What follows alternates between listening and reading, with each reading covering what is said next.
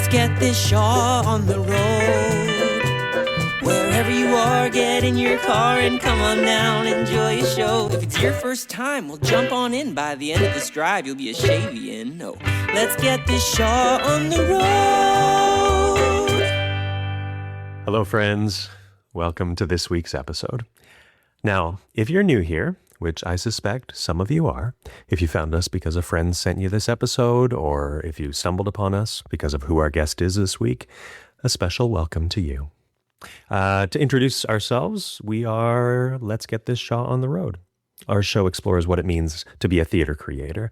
We are the Shaw Festival, North America's premier ensemble-based repertory theater company. My name is Kelly Wong. I'm an actor with the company. And every week, my good friend Alexis Milligan interviews the actors, the directors, designers, the creators for each of our productions during the season. So if that sounds like something that you might like, go and take a listen to any of our episodes over the past 2 years.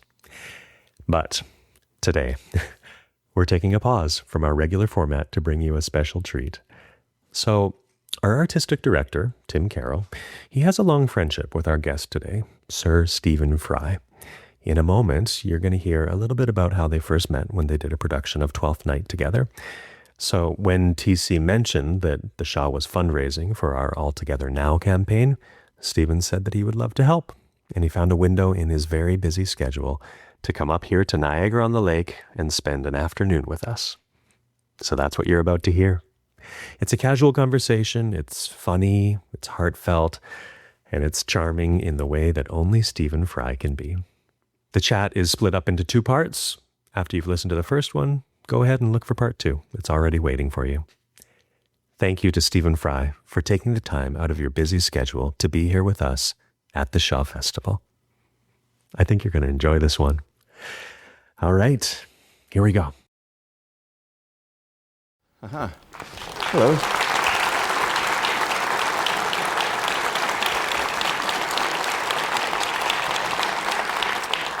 Good afternoon. My name's Stephen Fry. Thank you for coming out. I must say I was surprised how quickly the tickets went, but here we are. That showed which of you have been to the shore before. My name's Tim Carroll. I'm the artistic director here, and I'm very happy to be introducing...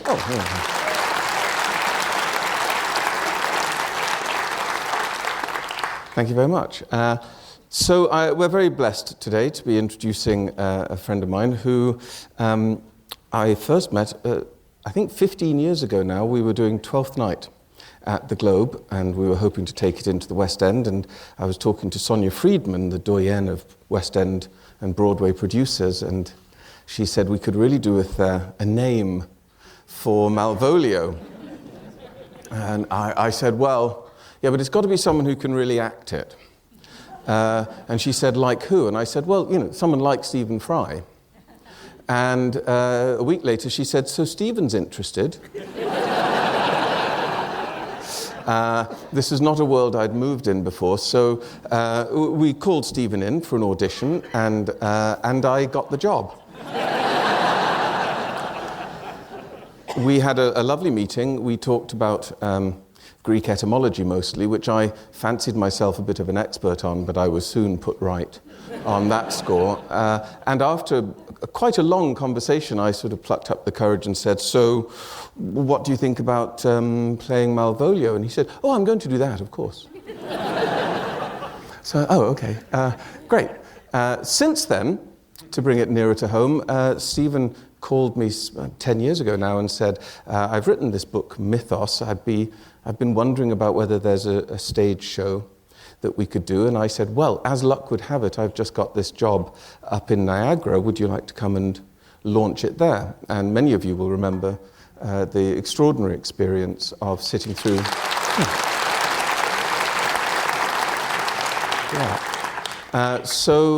It's been a very now long and rewarding relationship for me and for the Shore. He's been an amazing friend to us.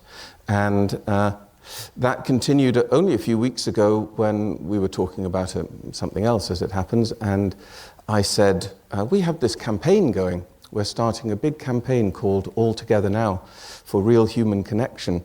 So I said, if you were ever passing Niagara-on-the-Lake and you felt like... and this is rather typical of Stephen. He said, well, I will be in New York in February, so I could come by.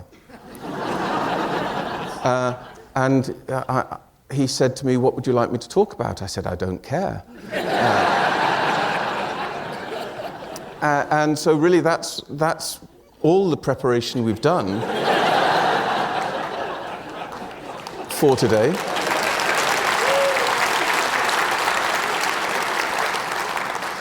We have a format. It's very complicated, so listen carefully.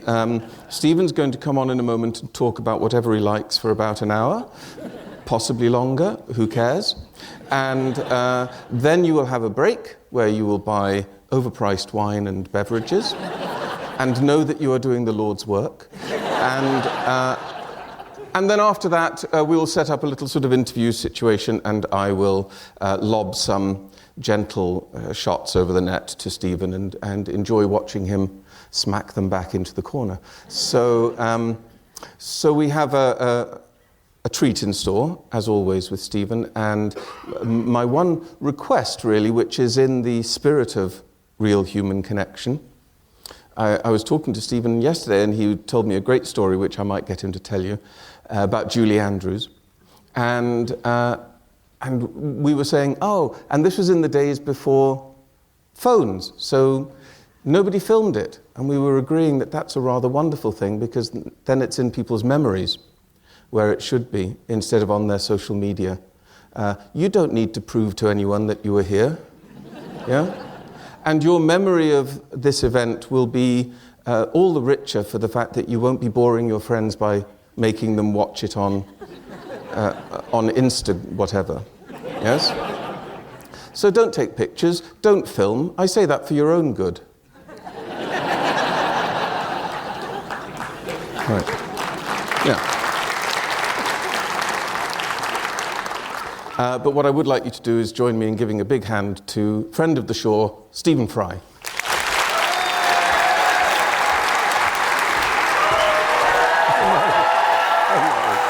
Thank you.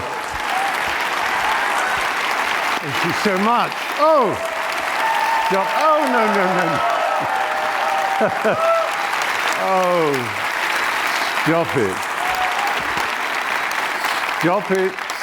it. Oh, you have. What a delight to be back here at the Shore Theatre, the scene of so many scenes. And thank you, Tim, for that wonderful introduction. I was on the flight to Buffalo yesterday, thinking about what I might say. And it occurred to me that I've been thinking a lot about how I got to where I am, whatever that might be, and how unlikely it was.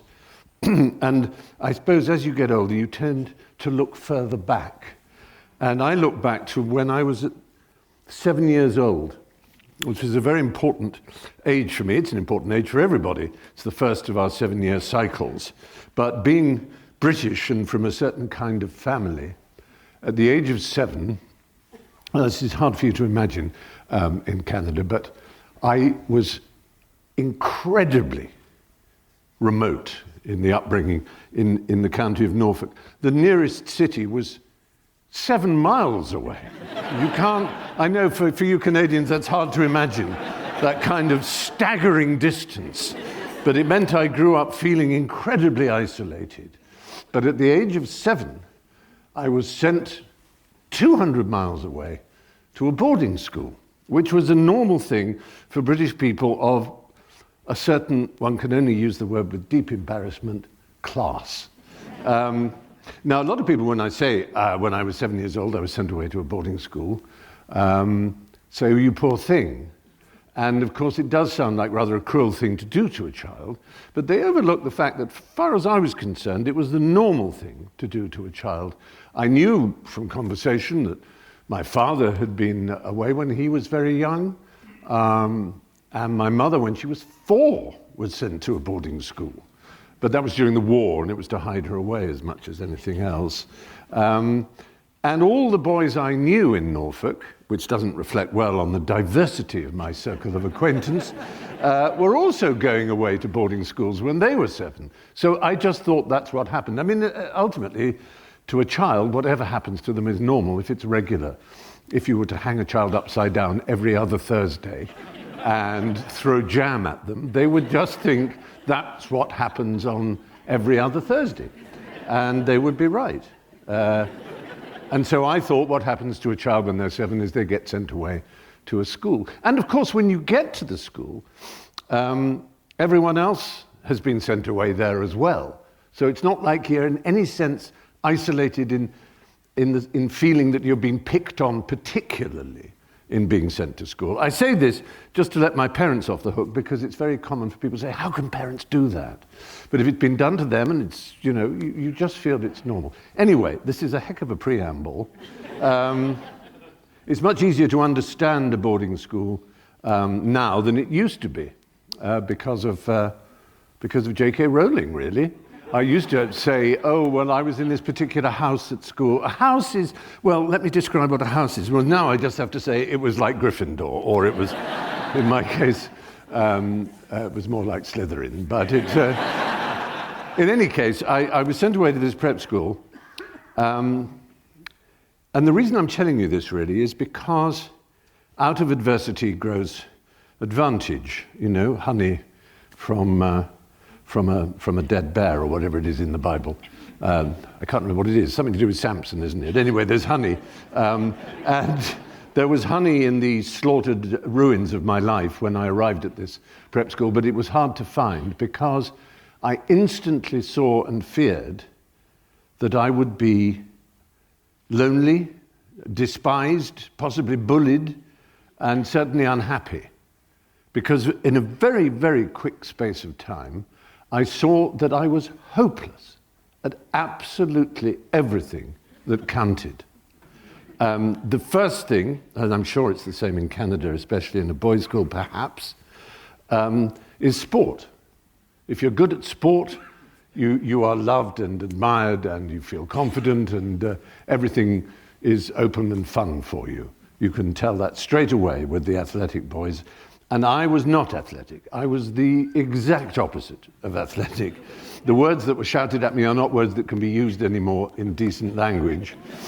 Uncoordinated was the kindest. When I was thinking, I was the kind of boy, if you threw a ball at me, I would sort of do a clapping motion to catch it.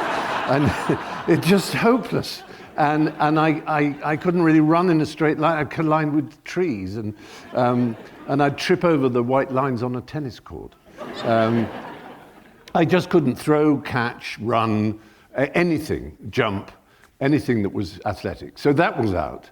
But nor could I draw or paint or colour in. I couldn't sing. We might come back to the singing, because I can prove that I'll tell you now. I can prove I can't sing, not by trying to sing to you now, because you don't deserve that. But I remember going very fast forward. A friend of mine, the great director John Schlesinger, died, and his funeral was at a synagogue in North London, and I went along and found myself, I was next to Paul McCartney. And I did what I always do when there are songs, because there was a song sheet. It was a liberal reform synagogue, it was called, and so there were lots of songs to sing. And I mimed, as I always do. And after the second song, Paul turned to me and said, "Stephen, you're not singing. Why aren't you singing? You should be singing." And I said, "Paul, I can't sing. I cannot sing." "Everybody can sing. Sing." So for the next one, I started singing, and he nudged me straight away and said, "You're right, you can't sing, shut up." So it can't really be more official than that I can't sing.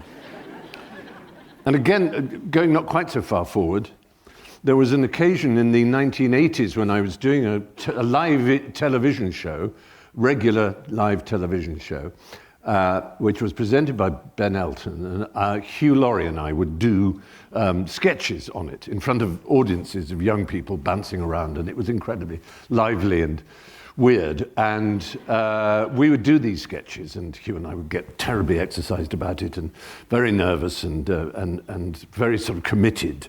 It was fun, but very hard work. And one week we wrote this sketch, which we really rather enjoyed, and then I suddenly realized, kind of like 2 days before we were going to do it, I said, we can't do this sketch because I have to sing that verse, because he was playing a conductor and a pianist or something, and I had to sing for the sketch to work, a song, And I said, I can't sing. He said, you can sing. I said, no, I absolutely cannot. He said, I've heard you sing. I said, no one has heard me sing because I can't. He said, no, we used to share a house, him and his girlfriend and 2 other people we were all at university together. And he said, I heard you in the shower in the bathroom. You were singing once. I said, oh, well, that's only because I thought there was no one else in the house. If there is no one in the same postal district as me, I can more or less sing. But if there is a single person that I know is listening, I cannot sing. And obviously this is live in front of an audience. So he said, I think the answer is hypnotism. And he genuinely said this. So I said, really? He said, yeah, because it's clearly in your mind. You can sing, you can speak, you can imitate people. I've heard you do that. You're very good impressionist. You can use your voice in various different ways to your advantage. So why you can't do it and hold a note is a mystery, because you love music, which I do. I love music. I go to lots and lots of concerts. So I let my fingers do the walking, as they used to say, for those of you old enough to remember. In other words, the yellow pages, the telephone directory. And you look, it's alphabetical, you look under H for hypnotist, and there, sure enough, there was one that had a sort of a reassuring name, Michael Joseph. And that reminded me there was a publishing house called Michael Joseph, and weirdly enough, that's my publishing house in England now. But I thought he lived in central London. It seemed like a respectable thing, and so I called up, and the receptionist answered, and I made an appointment for that afternoon to go and see him. And it turned out he was Hungarian, which is not particularly relevant, but it was kind of gave his voice an extra quality. And I explained to him that I was having to sing live on television, and that I couldn't sing if I was self-conscious, and that maybe if he found a way to relax me. Anyway, he sat me down and said, I want you to put your hands on your knees. Put your hands on your knees and feel the fingers and the palms of your hands sink into the flesh of your thighs. And so I started doing that. And it's really rather good, because his voice was, amusing. And slowly I could feel my fingers sort of combining with the flesh of my thighs. And he said, it might be good now for you to close your eyes when you are ready. He said, but now I am going to lower you down a well. And my voice is the rope.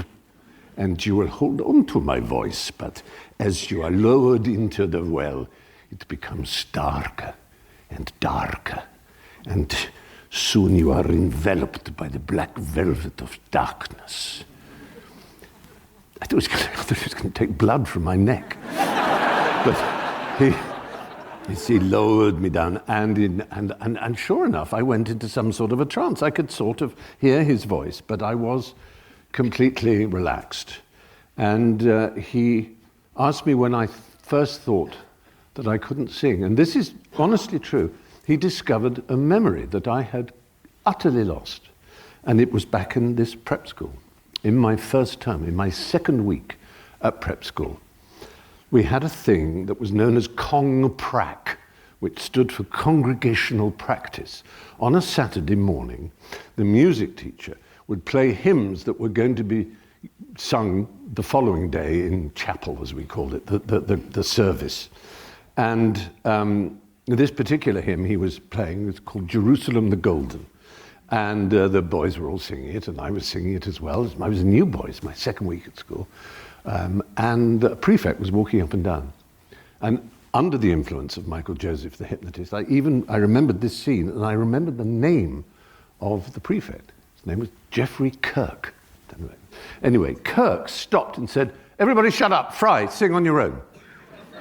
So I sang on my own, "Jerusalem the golden," and he said, "Fry singing flat." I didn't know what flat meant. And everybody laughed. And I went pink. And from that moment on, I never had the courage to sing again in public. So he discovered this memory. So he told me, while I was in the trance, that the memory of Geoffrey Kirk would depart. But first, I need to know, what is the line, how do you say in the acting world, the line that gives you your reason to speak next? Oh, my cue. Yes, your cue. What is your cue that you have to sing? I said, well, my colleague Hugh says a line and then I sing. What is the line? Well, the line is, "Hit it, bitch." Which it was.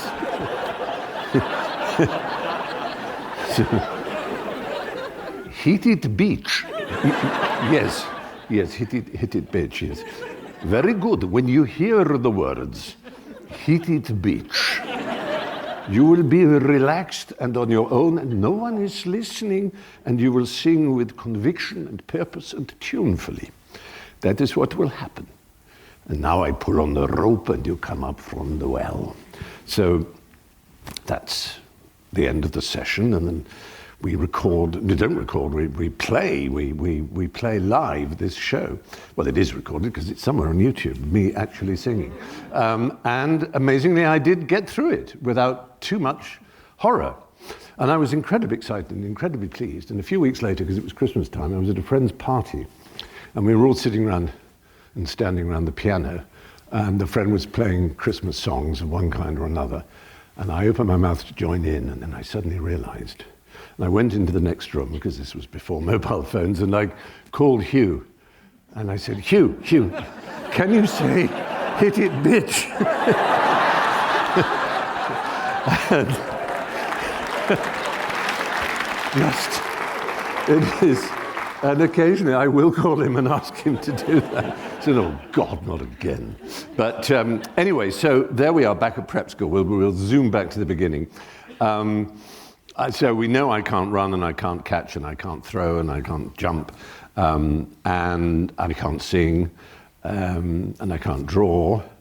So there is nothing in my life. I just realized that I will be the little weed who is ignored and at best just left alone, but at worst beaten up and teased and mocked and shouted at and called names because I had nothing to offer, nothing at all.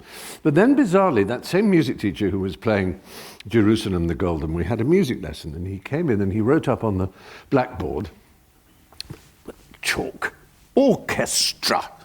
And then we were obviously going to get a lesson on the principal parts of an orchestra, the woodwind and the brass and so on. And I just squeaked out straight away, "Cart horse." He said, "What?" And I just was excited because I'd seen the letters rearrange themselves of orchestra into the word cart horse, which I thought was funny and interesting. And he stared at me and he looked at it. And then he asked me to stay behind afterwards. He said, do you do this a lot with words? And it's called an anagram. Did you know that? I said, no, I didn't know what it was called. I just thought, because to me the letters just almost floated out, a bit like, you remember Russell Crowe as John Nash in A Beautiful Mind, and he sees the numbers coming out at him. And that's sort of how I saw the letters. They just seemed natural to me. And indeed, I've always enjoyed anagrams. They're completely unimportant. They don't reveal a great intelligence or anything like that. They just reveal an ability to do anagrams. But it can be fun. I remember in later life I got to know in the 80s and 90s and right up to his death in 2011 or 12, was it 2012, Steve Jobs, one of the founders of Apple Computers. And I was there at Cupertino, their headquarters, in 1999 or 2000, something around those years. And they were doing these laptop machines, these new laptop machines that were kind of apricot-coloured and transparent plastic clamshell. You probably remember them. PowerBooks, they were called, and iBooks, in fact, they were called, that particular line. And anyway, I was sort of thinking, and he was talking about them, and I said, laptop machines are really interesting. He said, duh. I said, no, laptop machines, really interesting. He said, what do you mean? So there was a whiteboard in this case, and I wrote up laptop machines. And I said, can you not see it? He said, what? I said, laptop machines. It's a perfect anagram of Apple Macintosh. And he looked, so I pulled the letters down and rewrote it as Apple Macintosh. And he looked at me, you're fucking weird. Which is fair. I remember once, I was lucky enough to know, towards the end of his life, the wonderful actor Alec Guinness. And for those of you who are young, you would know him as Obi-Wan Kenobi in the original Star Wars movies, of course. And we used to lunch occasionally at the Connaught in London, and I was late for one of these lunches. It wasn't my fault, but I knew he didn't like people being late, so I was very apologetic. And he said, well, as a punishment, you can finish off the crossword, because he'd been doing a crossword. So, and I sort of did a few, finished it off. Said, you're very good at anagrams. And I said, yes. I said, I'm not oh. I said, there's a very good anagram of your name, Alec. I hope it's not the same one you gave Alan Bates. Because I used to call Alan Bates Anal Beast. And, but I said, no. And I wrote out Alec Guinness on the little blank bit next to the Times crossword space where they give you to work out anagrams, and I wrote Alec Guinness. I said, look, it's an anagram of genuine class. He said, I shall remember you in my will. Which, unfortunately, he didn't, because he had 2 percentage points in the entire Star Wars franchise. So anyway, but so the music master got me interested in believing that there was something I could do, and it was only anagrams, but then I noticed, and the school noticed, that I was very good at Latin and French, which were the 2 languages you did when you were first at the school. So they asked if I wanted to do ancient Greek. So I did it sort of on my own and was very pleased with that. And I realized, and began to realize more and more, that while I wasn't good at music, and I wasn't good at drawing, and I wasn't good at running about and playing games, I could use language in a way that other boys didn't, which is strange because everybody has language. It's the gift that we all have, unless we have a very rare and unfortunate dysfunction of some kind. We all speak language. We all listen. You are processing in your brain's language as much as I am by speaking. You are by listening. It's the great miracle of the human race. It is everything that we are. It's the most beautiful, astounding, remarkable gift that any living creature you feel could ever have. It has transformed our species, and it transforms our lives and gives us power and amazing gifts to capture the future, remember the past, transmit ideas. It's the most wonderful thing we have. But most of us take it enormously for granted, which is fine with a gift. In a sense, the real gift of a gift is that you can take it for granted, whether it's beauty or skill at something, you engage it and you think no more about it. You certainly don't boast about it. But nonetheless, it is to me consistently a surprise how little some pay attention to this remarkable thing we have. And I started to write stories and to use language to sort of amuse people, and slightly to defend myself. And if any of you have sons, you'll understand why I say sons, who are at school who you think might be in danger of being bullied, I can offer you this patented Fry technique to repel bullies, and it works every time. They would come up to me, Fry, you're just fed up with you. And if they raise a fist or they start to look as if they're going to get physical and hurt you, you say, no, don't punch me, don't hurt me, I'll get an erection. Bloody hell. Christ. It's, So yeah, you're welcome to use that.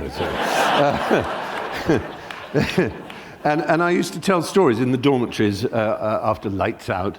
I would tell stories, you know, mostly macabre stories of blood and death, because that's what boys like. And I felt suddenly that I belonged to some sort of a world. I could entertain them, I could amuse them, I could find pleasure in just finding out new words and saying them, and enjoying the power of language and feeling that it belonged to me perhaps more than it did to others.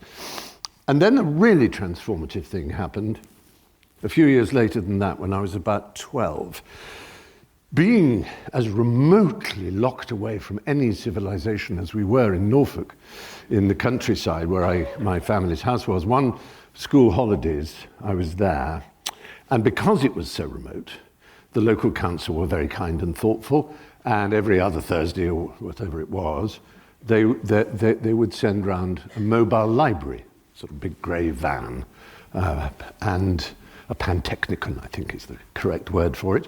And I would go to the meeting of lanes to go and investigate what they had there. Anyway, a particular Sunday, it was raining, and my father was over the way, as we used to say. My father worked from home, we would now put it, but he was a physicist, a scientist, an inventor. He was known locally as the mad inventor because he was a bit eccentric, or he just wasn't very worldly. I remember once I went with him when my mother was ill. We walked 2 miles into the nearest village where there was a shop, and to buy things, because my mother was always responsible for that. And I remember seeing him, like a foreigner in his own land, holding out a palmful of money for the shopkeeper to take, because he had no idea what it was. He just have it. But he was a brilliant, brilliant mathematician and thinker and scientist, and musician, curse him, as well. Anyway, he worked in the stable blocks of the house. It was a large country house. I mean, not Downton Abbey, but closer to Downton Abbey than where you live. Stephen! Outrageous! I'm so sorry. No, it was quite a big house, and we had gardeners and people who came in and worked and things. So it was but again, you don't pay any attention if that's what you're used to. But my father also disapproved of television very much. So the television, we had a tiny television about that big, the screen, black and white. And it only took one channel, BBC One. It's a really old valve-operated thing with the doors, and they were closed, and it was put in a corner with a tablecloth on top of it and a carriage clock on top of the tablecloth. And it only came out when an American walked on the moon, or a member of the Saxe-Coburg family got married, and something along those lines. We won't mention the royal family again. I think probably a good idea just not to. Except to say that my mother lives, she's still around, I'm glad to say, she lives in a beautiful market town in Norfolk called Aylsham, beautiful Georgian market town. And 2 days ago she called me up absolutely breathless, saying, "Something very strange happening here." She said, "There are hundreds of press people." And then it turned out an hour later that that's where they'd taken Andrew to the police station. So again, so very exciting for Aylsham. Anyway, I've got lots of good royal stories, though. I can tell them later. They're quite fun. How did we get there? Yes, that's when we watched television. Anyway, he was over the way, which meant he was in the stable block where he had his laboratories, and he would stay there for hours, sometimes overnight, and so on. And my mother would take him milk with an egg beaten up in it, just because he wouldn't eat or drink, really, and she would force that down him. Anyway, he was away, so that meant I could watch television. And so I pulled the television out, and a film was playing. It had started. And it was set in the past, but I couldn't quite tell what sort of a past. It was a period film, I suppose we would call it now. It wasn't Shakespeare, I knew that. It wasn't a sort of Jane Austen-y one either. I just couldn't, or it wasn't Dickens. But it was very elegant, and the most extraordinary thing about it was the language that was being used all the time by the characters. It was so funny, and there was just something quite extraordinary about it. There was a moment when a young man knelt in front of a beautiful young girl, and he said, I hope I shall not offend you if I state quite openly and frankly that you seem to me to be in every way the visible personification of absolute perfection. I felt like I'd been sandbagged, that people might talk to each other like this. And there were all kinds of other phrases and exchanges that were just blissful. And when it was over, I ran to my mother and I said, Mummy, I hope I shall not offend you if I state quite openly and frankly that you seem to me to be the visible personification of absolute perfection. She said, what are you talking about, darling? I said, well, I've just seen this film, and I explained it to her. She said, oh, that was, I know what that was. She said, that's the importance of being earnest by Oscar Wilde. I said, well, what is it? She said, well, it's a play, actually, but you saw the film. I know the film. It was with Michael Redgrave, wasn't it? And I said, yes, probably. And anyway, I said, have we got a copy of it in the house? Because I want to read it. And she said, we used to.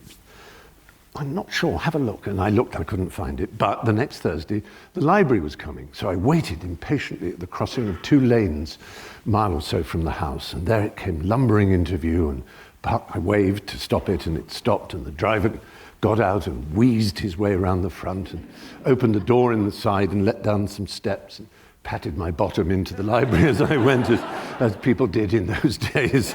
And there was a little lady with, sitting at the desk with half-moon glasses on a chain and a lemon cardi and fluffy, powdery cheeks. And I said, do you have The Importance of Being Earnest by Oscar Wilde? And she said, well, now let's have a look, darling. And she had a look for me, and sure enough, there were the 4, what are now called the 4 society comedies, the 4 drawing room comedies, Woman of No Importance, Ideal Husband, Lady Vandermeer's Wind, and anyway, and The Importance of Being Earnest. And so she stamped the book out in that lovely springy sound that is heard no more in the world. And I tucked it under my arm and ran home and ran upstairs and threw myself on the bed and started to read. And over the next 2 weeks, waiting for the van to come again, I read The Importance, 100 times. And I sort of learned it off by heart. It staggered me. I just never knew that language could be like this. That everything about it, it was the timing, the rhythm, the elegance, the fun. It was fun. I mean, you could spend an hour trying to think about why the visible personification of absolute perfection is such a great thing for a young man to say to a girl, because it's preposterous on the one hand, and it goes against an absolute rule that anybody who speaks the English language as a native feels, whether they're British, Canadian, American, or Australian, and that is that the Anglo-Saxon words are the only words you can trust. Because it's deep in our psyche that the Saxons are noble, and probably blonde to some extent, but not in a Nazi way. And they have, Robin Hood, they have bows and arrows, and Latinate phrases, Italianate, Latinate phrases, are like the French, they're like the Italians, they're lank, black-haired, they're thin and pale, and they're Machiavellian, and they destroy the greenwood and the hope of the Saxon world, the honesty, the sparkling blue eyes, the cherry-red lips, and the wonderful language. I love you. You are the visible personification of absolute perfection. Once you start to do that. But on the other hand, once you accept that, of course, that the language of love should be, the tongue that we use as Saxon speakers, just, you're great. I love you. But not the visible personification of absolute perfection. And yet, therefore, it becomes an even greater present because you've created this phrase and you've wrapped it up in a parcel and you've given it to someone and they unwrap it with delight. What a thing to offer someone. Anyway, all that sort of flashed through my mind, not consciously, but I just thought, how can you even begin to use language so fantastically? And I thought that I was pretty good at it compared to the boys at school who only used language to say, go away, I hate you, pass the mustard, fuck off, whatever. And that, but I realized that I had a long, long way to go. Anyway, I went back to the crossing of the lanes and returned the book and said, have you got anything else by Oscar Wilde? And we had a look, and there were the complete works of Oscar Wilde. So I grabbed them and I took them, and a lot of them were beyond my scope, to say the least. Some of the essays, The Soul of Man Under Socialism and so on, and The Critic as Artist, they were quite complex and political and philosophical, but nonetheless I struggled through everything, and some of them were wonderful to read, the children's stories, of course, and The Picture of Dorian Gray, which astonished me. And then I went back the next 2 weeks. I said, have you got anything else by Oscar Wilde? She said, well, that's the complete works, darling. So I felt very disappointed indeed. Disappointed with Mr. Wilde that he hadn't produced more. And I mooched around the shelves, and then I came across a book which completely astonished me. The title of it was The Trials of Oscar Wilde. And I didn't know what that meant. I thought, well, maybe he lived in poverty, he had trials and tribulations. I didn't understand what that could be. So I took that to the desk, and the little lady looked at me and said, how old are you, my darling? So I said, I'm 15, which I wasn't really close to, but she said, well, and she stamped it out. And I took it home and I started to read about this remarkable Irishman and how witty he was, and what a friend he was, and what a circle of admirers gathered around him, and what extraordinary things he did and said, and how wonderful his life was, and what a great success he was, and how famous he was. And then suddenly a dark note started to enter in this sort of introductory passage to the rest of the book. And I discovered the truth about what happened to Oscar, about how, I'm sure you all know the story, but his lover, Lord Alfred Douglas, known as Bosie, had a father, the Marquis of Queensberry, who at that point was best known for devising the rules of boxing, the Queensberry rules, but who was a frightening, big sideburns, terrifying man carried a whip, lost his temper very easily, and he disapproved of his son's relationship with Wilde. And at the very height of Wilde's greatest triumph, the greatest triumph of any playwright in the entire 19th century, which was the first night of The Importance of Being Earnest in 1895, denied entrance to the theatre to throw rotten cabbages that he'd collected. The Marquis of Queensberry went to the Albemarle Club in Mayfair, which Wilde was a member of, and wrote a card for him, saying to Oscar Wilde, posing as a sodomite, which he actually misspelt as sondomite, but and it was an open card, so anybody, the porter could read it and everything else. And when Wilde eventually came to the club with Bosie and saw it, Bosie said, now you can sue him. You can sue him for libel, which was the most fatal idea imaginable. And unfortunately, Wilde, under the influence of Bosie to some extent, and maybe a kind of wildness in his own mind, an optimism, a defiance, a vainglorious feeling of some kind or other, agreed to sue Queensberry for this. And so they took Queensberry to court. The case collapsed because Queensberry's lawyers produced evidence that Wilde did live the life of what was called in those days an invert. And there wasn't, the word homosexual wasn't used. So the case collapsed, and everybody said to Wilde, you better get out, you better get to France or somewhere, because what came up in court will be used against you, and you might be arrested now. But he stayed. And then one grim afternoon, he was at the Cadogan Hotel, and John Betjeman wrote a wonderful poem called The Arrest of Oscar Wilde at the Cadogan Hotel, which ends with the policeman's line, Mr. Wilde, we have come for to take you where felons and criminals dwell. We must ask you to come with us quietly, for this is the Cadogan Hotel. And he goes. And there were two trials, actually. The first one, there was a hung jury, and then in the third and final one, he was found guilty, and the judge, Lord Justice Wills, forever cursed in history, said, this is the worst case I have ever tried. And he had tried a child murder case 2 weeks earlier. And he said, it is my duty to give you the fullest sentence the law allows, a sentence not nearly, in my opinion, harsh enough for the abomination of which you have been found guilty. So I sentence you to 2 years in prison at hard labor. Not a sentence that he was expected to survive. But he did. But he died not long afterwards in Paris in 1900, aged 46. So I read all this, and you can imagine it was terrifying to read. I mean, truly terrifying for a very particular reason, and that is that I knew inside me that the crime for which Wilde had been arraigned, which was essentially a crime against nature as the Victorians saw it, but as Wilde himself put it, because he didn't use the word sexuality, but he called it his nature. This is my nature. And I could see that it was my nature too.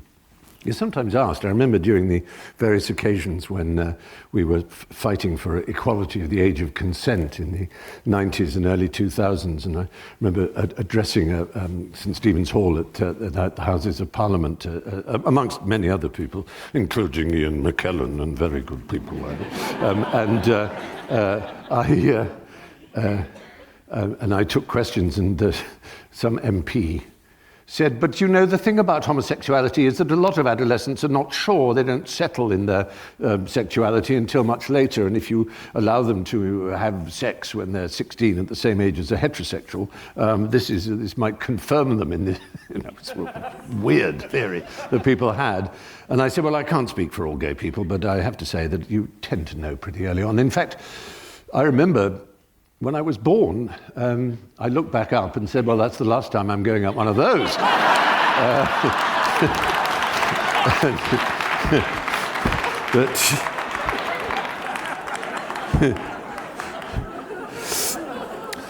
Anyway, so in those days, and we're talking about 1969, 1970, I suppose, in those days, obviously, there was very little hope for a gay person.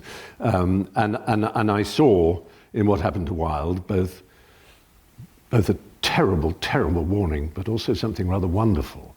The warning, of course, was that I would have to be basically cursed and fated to a life of secrecy and shame and exile, or, all the things that a gay man was sentenced to by society in those days. But on the other hand, I saw that if someone as great as Oscar Wilde was like that, then surely there was nothing to be ashamed of. And I would then bicycle to the library, all those 7 miles away, in Norwich, the nearest city. And there's a major library, and I started to read about Wilde's friends and about more and more that, he was the stone dropped into the bucket, as it were, and all the ripples. And I started to read about other writers and other artists and all kinds of figures in the world who had shared our sexuality, our nature. And it's a vindication and an endorsement, if you like, a great sense that you're not alone. But also by accident, it gave me an education in literature and culture and all the things now that nobody bothers about. But nonetheless, you do, because you're here and you're supporting theatre, which makes you very special and wonderful people. But so in a sense, I've always felt that these moments of realizing that language is the thing I had and was something I could work on and hone, and I'd never reach Wilde or Shakespeare or Dickens's level of language, but at least I could believe in it, in all that it could do. It could make people laugh, it could relax people, it can beguile and seduce and charm, it can deceive. Even just the sound of the tip of the tongue hitting the back of the teeth can be beautiful and extraordinary. The rhythm and tone and everything to do with language became my great obsession, and therefore I would read and I would listen where my brother and his friends and all my other friends would listen to Pink Floyd and Genesis and Led Zeppelin or whatever. I would get out records of musical comedians and Churchill speeches and all kinds of things. I was listening to Churchill all the time. And I actually got to, while talking about Churchill, I got to know a marvellous old buster I used to watch cricket with at Lord's called Viscount Bramall, Field Marshal Bramall. He was the head of the army. He was a marvellous fellow, loved his cricket, but he used to work in the household cavalry, and he told me this story in the 50s when Churchill was Prime Minister again, and he was woken up one morning, on Sunday morning, by an anxious personal private secretary of PPS. So, Prime Minister, he said, what is it? What is it? Is it war? What? He said, no, Prime Minister. It's slightly embarrassing, but one of our backbenchers, one of our MPs, one of our squires from the Shires, as they were known, was caught on Friday night in St James's Park with a guardsman in the bushes. And I'm afraid it's in the news of the world this morning, and there's going to be a bit of a scandal. And Churchill said, Friday night? It was very cold on Friday night, wasn't it? The PPS said, well, yes, I believe it was, Prime Minister. I believe it was the coldest February night for 30 years, I was told. There was a big pause, and Churchill said, makes you proud to be British. Isn't that wonderful?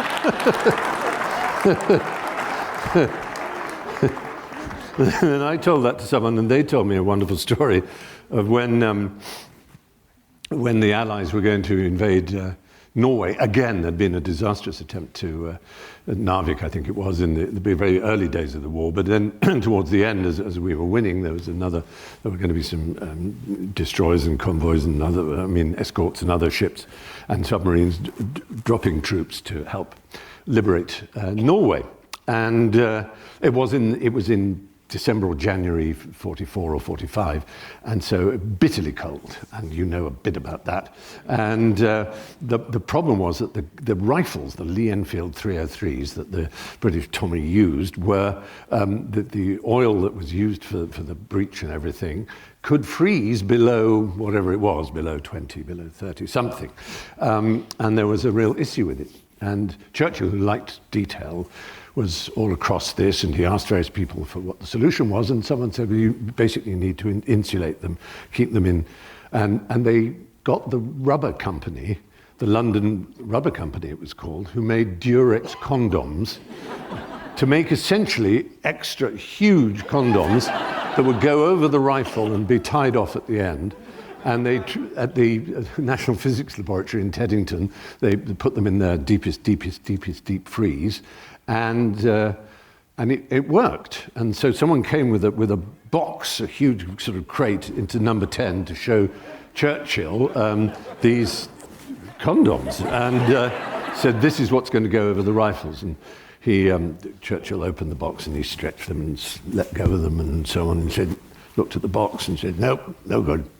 I said, "Well, Prime Minister, they work. They've tried them, they absolutely work." He said, "No, it's not that, it's the box."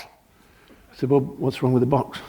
He said, "I want it to say, condoms, British, medium."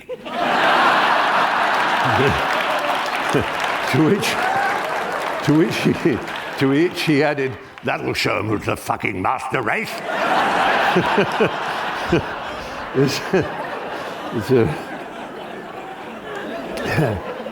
Anyway, how are we doing? We're doing all right. So then I made the jump from prep school, which is where you go when you're 7 to 12 or 13, to what is known in England, as you may be aware, as a public school, which means a private school. And there you're 13 to 17, 18. And these are very strange Victorian institutions that have a system called fagging, which is most unfortunate, but when you arrive, you are a fag. And that means you are a sort of private servant to an older boy. You are appointed to this senior boy, and you are his fag. And according to what kind of a boy it is that you fag for, I know, it's ridiculous. It's just, that's the word. There's no getting away from it. But some of them are perfectly decent and nice, and some of them, make you, literally, this is true, warm their lavatory seats for them before they go, and things like that. Go, oh yeah, warm my bog seat, go on. But otherwise, you tend to make toast for them, and that sort of thing, and run errands. So you arrive, and it's very Victorian. The first thing you do is a fag test, where you have to answer all these questions on the house and on the geography of the school, where there were 12 houses, 12 Slytherins and Gryffindors and so on, and you had to learn them in alphabetical order, which of course anyone who went to that school still knows: Brooklands, Constables, Farley, Faircraft Hall, Highfield Lodge, Lawn House, Meadhurst, Schoolhouse, West Bank, West Dean. There you go. Those are the 12 houses. And if you fail, you get beaten. You get beaten by the senior prefect, who was called a praeposter. That's a strange word. They were called praeposters at the school. And I remember, and you would have a fag captain to teach you that. And they got rewarded if you did the better you did in your test. So that was really important for you to do well in your fag test, because it was important for them. And anyway, I was in the house library being tutored by this older boy in my fag test. And my brother was already at this school. He's older than me. And he came into the library, and he saw this boy teaching me with this enormous dictionary, his big Greek lexicon, banging on my head. No, no, no, like that, because I've got something wrong. And I looked up and I saw my brother, that's my beloved brother, standing in the doorway. And he looked at me and then said to the other boy, "That's it, Peter, if he's any trouble, beat him." And I remind my brother of that from time to time, and he writhes in shame and horror. But anyway, I got 100% in the fag test, which was very good. And so he stood me a meal in the school buttery, and everything was fine. But this is all irrelevant. It's just to say that it was a very all-boy Victorian Tom Brown school days sort of a system, and it hadn't changed for hundreds of years, and it was quite scary compared to the prep school I'd been at before. But the terrible thing that happened to me, the most terrible, the most marvelous thing that can happen to anybody, odi et amo, as Catullus put it, is, I hate and I love, is that I fell in love. And this completely transformed me. I had never expected it to happen. I didn't know what it meant.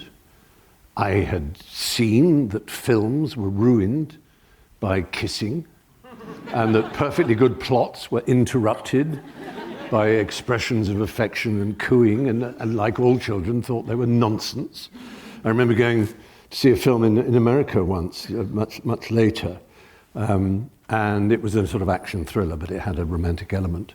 And it was in the days when video had just arrived. And when the kissing started, half the audience just shouted out, "Fast forward, fast forward." And that's kind of how I felt. And songs, why were all songs I love you? Love, love, love, love, love. Everything was about love, and it's just bizarre to a child until it isn't. And suddenly I fell in love with this. It was a boy in another house who just kind of came around a corner, and it was like an aura around him, and I just never experienced anything like it. And I did all the things you do when you're a teenager, a mooncalf in love. And that is, I learned his timetable. So I knew he's got double chemistry. So I would just be accidentally outside the chemistry lab, and he came, "Oh, hi!"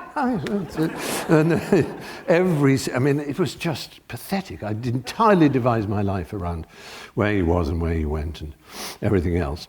And all the songs made sense. I suddenly understood them, and I understood poetry, and I understood why it was the only thing in the world that could possibly matter, and nothing else did. And so any attempt at work or fitting in with school or having a social life or being a proper schoolboy just completely disappeared. Everything was about that. And I wrote diaries about it, and I wrote poems about it, and I thought about it, and it completely and entirely consumed me. As love should, I suppose. But it is a very difficult thing to handle when it's an illicit love, technically, of course, and you're that age and can't really cope with it. Things came to a head when, actually disconnected from that, I got permission from my housemaster to go to London for a night. I had the honour for many years of being the youngest ever member of the Sherlock Holmes Society of London. Amongst the many things I liked reading, there were the Sherlock Holmes stories. And those of you who are Sherlockians will know that it is a very serious business. I mean, not without humour, but that you really, there's something about the way Conan Doyle wrote these stories and the way the characters emerge from them that makes them so vivid and so real that people who really like them just enter into this state which is known as the great game, where you just assume it's all true. And I had written this little essay on the similarities between Moriarty and Macavity the Mystery Cat. Because I had discovered, of course it's perfectly obvious to anybody who reads Macavity the Mystery Cat, that T.S. Eliot based it on the description of Moriarty that Holmes gives in The Final Problem. And anyway, so I was due to give this lecture at the society. So I got my housemaster to sign a chit, and we knew that I had a hotel room booked and my train tickets. So I went to London and went to the society, which was held in a grand gentleman's club. It was full of aristocrats. The chairman of the club was called Lord Gore Booth, and the editor of the Sherlock Holmes Journal was the Marquis of Donegal. It was quite extraordinary. Anyway, there was I at 13, I was at 14 at this point. And I read my piece on Moriarty, and other people read theirs, and it all went very well. And I went back to my hotel, and the next morning I went on my way back to the station, and I passed a cinema, and they were showing A Clockwork Orange. And I thought, I'll watch that and I'll take a later train.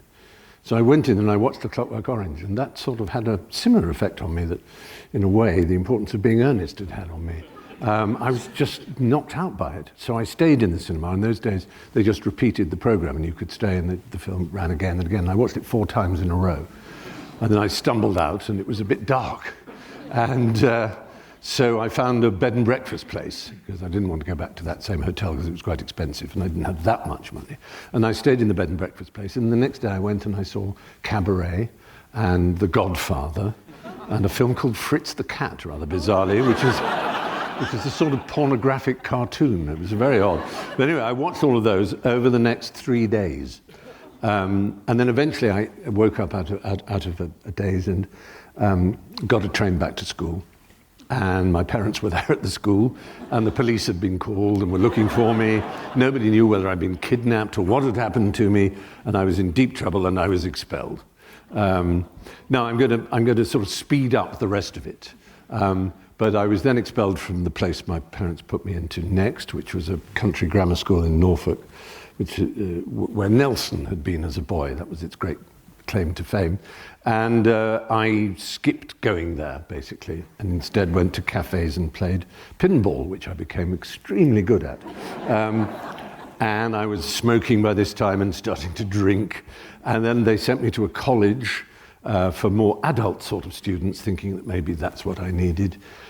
And I ran away from that and went to London. And in London, I got into scrapes. Basically, I was in a pub at one point, and it was getting chilly, and I left the pub and I just neatly took someone's coat off a hook as I went out and put it on, and inside the coat was a wallet. And inside the wallet were 2 credit cards. Well, technically 1 charge card and 1 credit card. It was a Diners Club card. Do you remember those? Like an Amex. And then there was a MasterCard. And I was always very good at forgery, so I looked at the signature. In those days, there was no magnetic strip on the back of a credit card. It was just embossed number and name and a signature on the back, and certainly no chip and pin or contactless or anything like that. So I kind of went apeshit on these cards. I stayed at the Ritz Hotel, and I went round the country visiting school friends, doing all kinds of stuff, visited the boy I was in love with and still love him. We had a moment, you'd be pleased to know it didn't. And then the police caught up with me in the town of Swindon in Wiltshire. And I went to prison awaiting a trial because the police of 6 different counties wanted me, and the paperwork had to catch up. But halfway through that, I pled guilty, so they moved me from the original remand centre to one where actual criminals dwell, and I was put to work awaiting trial on remand, a custodial sort of remand, because I'd said I didn't want bail because my parents had come down, and my godfather, who was a famous lawyer, had taken charge of the case. It was all so embarrassing. And in prison, picture me there lying athwart the flagstones with straw and the shadows of the bars on my back. A little rat crawling, and my shoulders heaving with sobs. There I decided that enough was enough, and that my life had been sort of thrown apart by this explosion of love in my head, and by also, without vanity, the fact that I had been asked to stay back with stupid boys in the class, and I was just bored by what was being taught, to be honest, because I was deeply undeveloped emotionally and in all kinds of ways, and didn't really think, but I had a quick mind, the same mind that could do cart horse orchestra, could pass exams, and a quick memory, so I never had to revise or anything like that. It was just a happy thing, but not a sign of great intelligence really, or of important intelligence, just of a quick kind of brain, but it meant I was easily bored, and so I had let everything slide in terms of my fascination and love for the word that we've discussed earlier. Well, I've discussed, let's be honest. And so I basically promised myself there that however it could be done, I would go to Cambridge, because that was what was in my head, Cambridge. I loved Ian Forster, was an absolute hero.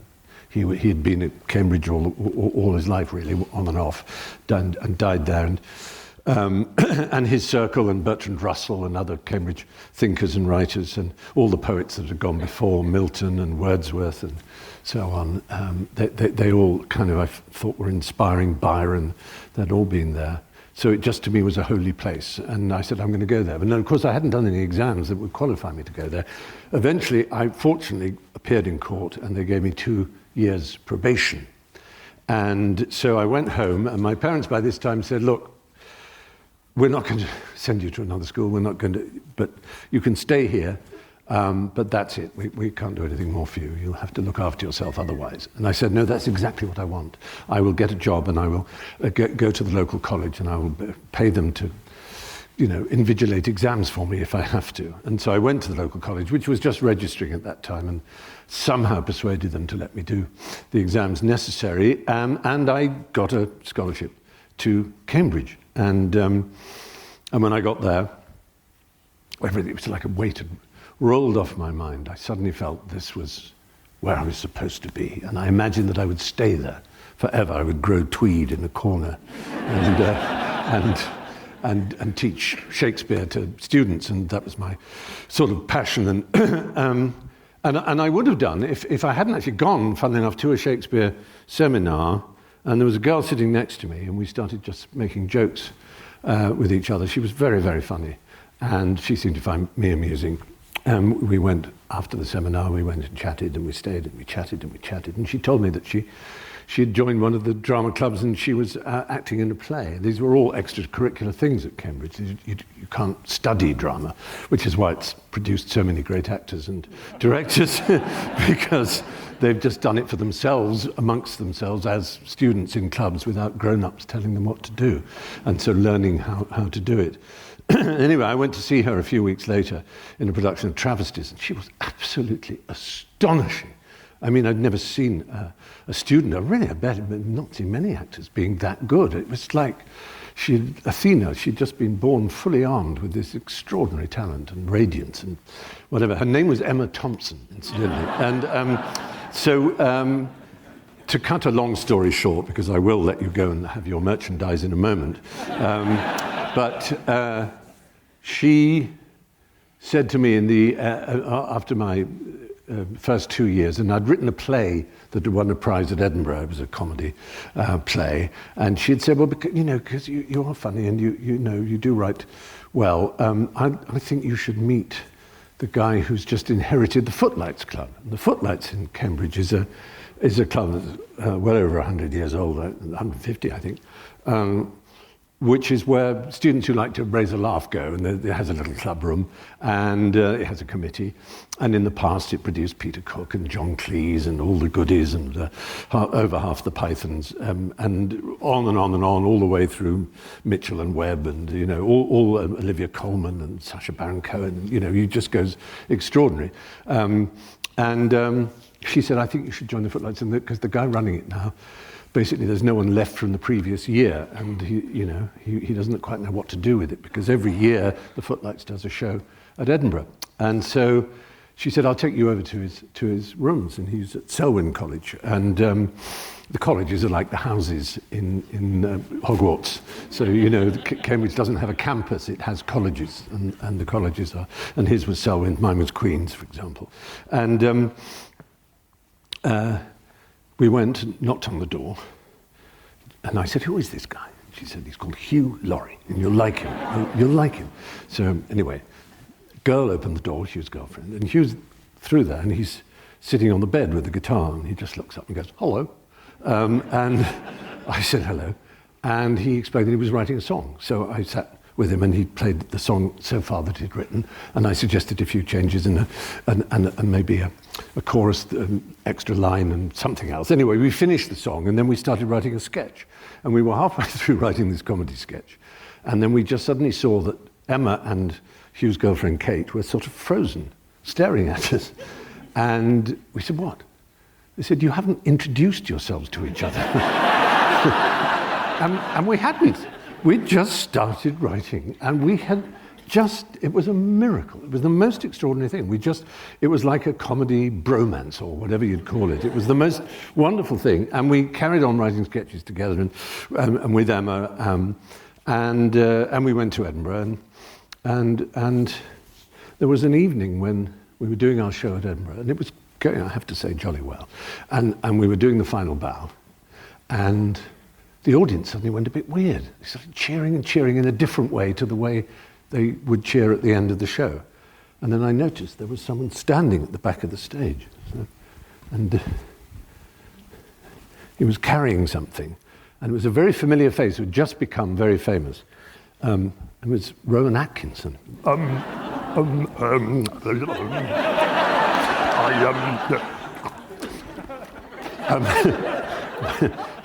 No, I'm very happy to say that, and he announced that we'd won this prize, the comedy prize, the Perrier Award, as it was called, which meant we could perform in London, do our show in London. And then the next night, someone from the BBC came and asked if he could do the show on television. And then the following night, an Australian entrepreneur asked if we wanted to tour Australia over the winter, our winter and their summer.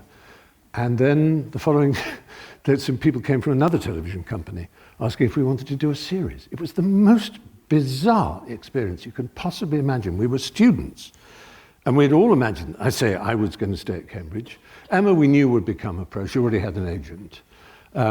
Hugh had said that Hugh had read there was corruption in the Hong Kong police force, and he fancied himself as a sort of Serpico to go and root out the corruption. And I think it's because he liked the idea of those creased white shorts that they used to wear in the days of the British possession of Hong Kong. But anyway, we all had different ideas as to what we were going to do. But suddenly we had these remarkable opportunities laid in front of us. And so the path became comedy. And that's really how I began the career I've had. And how it all stitches together, I'm not quite sure, except that at the center and heart of it, all my life, has been this complete love and fascination with language and with the power that it has, the beauty that it has, and the unknowable depths that it has, and how every day you can be surprised and astonished by a procession of words one after the other, and that we can all utter a sentence that's never been uttered before in the history of our language.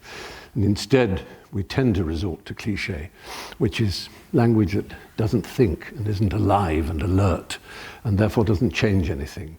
So if I ever have a mission in life, it is to excite people about language. So I do talk to schools and things and try and make children realize, and it's a thing you can do, and I'm sure you do anyway, but if you have children, is to remember to remind them that what they do when they open their mouth and they talk is miraculous. And it is very often the secret to all kinds of other felicities, to happiness, fulfillment in life, is the ability and the freedom and the confidence to use words, to use them in an original and a sparkling manner, if you can. Anyway, that's the first half. The second half, I will be in... Thank you very much. So, you're very kind.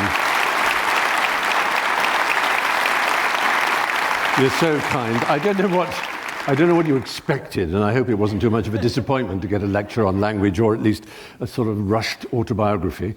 But as Tim intimated, there are drinks awaiting you at attractive Shaw Theatre prices, and we will see you back here in 20 or so minutes. So thank you very much indeed. Thank you. Thank you.